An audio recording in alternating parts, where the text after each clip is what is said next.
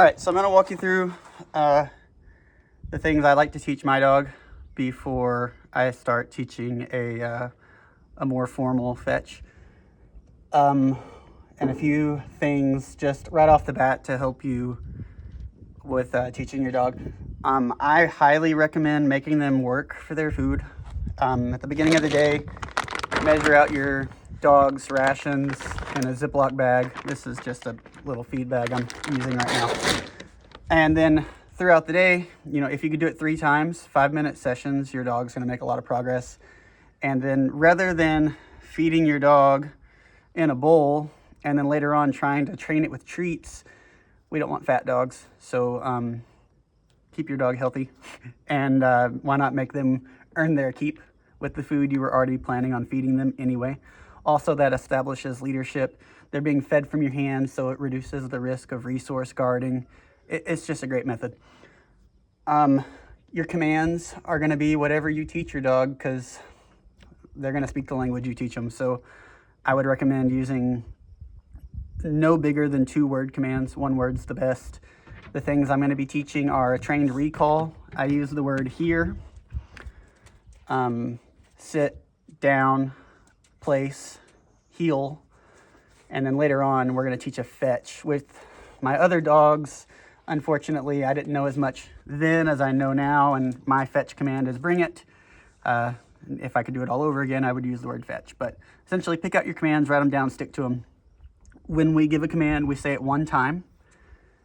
Your words have power. Don't repeat yourself. If you're repeating yourself, you're giving away your power and teaching the dog they don't have to listen the first time. So don't give a command unless you have a way to reinforce it, whether that be your leash or if you decide to do e-collar training. I can walk you through the uses. I mean, it's a really powerful tool. It's essentially a wireless leash if you're using it appropriately. We're not out here to shock our dogs. We're here to teach them pressure on and off. The key to having a strong trained dog is your foundation. So these commands are going to be the ones you're going to want to really nail into the ground. And the most important one is your recall. So that's what we're going to start with. And I'll even tell you where you would want to layer in the e-collar. If you decide to e-collar train, we'll go down that path too. But essentially, you're going to teach your dog pressure on and off. Now, every time I give this dog a bath, I put a leash on him. So he does not like seeing the leash because he thinks he's getting a bath. But what we're going to do is I'm going to walk you through the steps of operant conditioning. Essentially, you have an action in mind that you're really looking for. Then you have your marker, which lets the dog know they did what you want, which, if you're familiar with clicker training, that's when they would be given the clicker. They use that as their marker. I like to use the word yes because I won't always have a clicker with me, but I unfortunately always have my mouth around. So the first thing I like to teach a dog when they're really young, you probably won't need to do this with your dog since it's 2, but I like to teach them to give me eye contact when I say their name. Murphy, yes. So I'm not doing anything other than saying his name and rewarding him for looking at me in the eyes. Murphy, yes. So I start there. Now, I'm not going to keep doing this over and over because he already knows this, and I'm pretty sure you get the gist of it. But what that allows me to do is now I can call his name, Murphy, and he should look at me.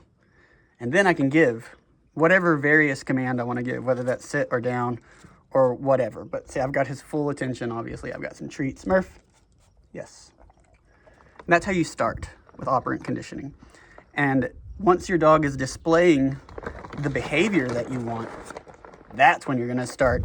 And they're doing it with repetition. That's when you start giving a command. For instance, if I wanted to teach him to sit, raise it up, yes. So now I've marked that I like that behavior. Yes. Yes. So the next time, sit, yes. And now I've given it a command over and over. So the first thing we want to teach, though, I got distracted, is going to be recall. And I talked about pressure.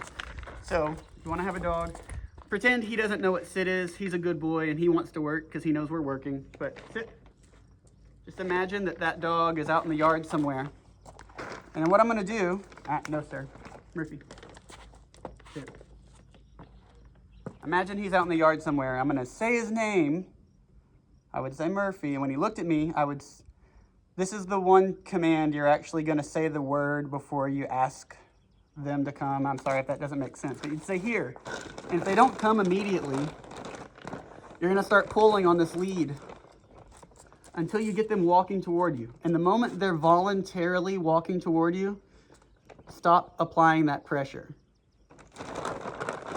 And then you reward them, yes. There you go. Okay, Murph. Sit. Sit. Here. Yes. Now, if he didn't come, obviously I'd have started pulling on him. Yes. And that's how you're gonna start this command, but I like to take this quite a few steps further. The next thing I like to do, I wanna introduce a concept to you. A lot of people think of here as being an action. It shouldn't be. Here should be a position. I don't want to say here and have my dog come fly by me and I can't catch him or ask him to do something different. To me, here is a position. What I mean by that is a location. And that location is directly in front of me, sitting down. Yes. Break. So then you give you a release word. Now he's free to be a dog. He can go do what he wants. Now, he knows we're working, so he wants to be right here with me. But here, lure him in, make him sit, yes. Because when I say here, I want that dog right in front of me, ready to work, ready to listen, and out of danger. This is the command that's gonna save your dog from getting hit by a car. Too many people yell here or come, and their dogs come flying by, right by them, break. And it's just not really a good way of doing that command. That command should be very trained, very formal. And this is the difference between calling your dog in the house and then coming to sit with you on the couch versus a dog that's really excited, maybe chasing a squirrel toward traffic. Here. And then a dog that's coming, no. A dog that's coming back to your feet. Yes. And then you can release him. Break. You're gonna need a release word. That's something I missed early on. You could use break, free, okay. I like break. So what we've taught here is the command, what we expect, and that there's gonna be pressure. And if they're not listening, we're pulling them in until they are coming. That's the point, if you were gonna use an e-collar, that you start doing the overlay of the tone. So before you call the dog, you would start to tone the dog. They're gonna hear the beeping, look around. Then you say here, start pulling them in. Before long, when they hear the tone, they're gonna be running to you. And that's how an e-collar becomes your wireless leash. Let me know if you wanna learn about e-collar, and then I'll go into more detail than that, because it's a little bit more complex, but it's not hard. And you just have to do it right. We're not out here to shock our dogs. You wanna have the lowest level of stim possible.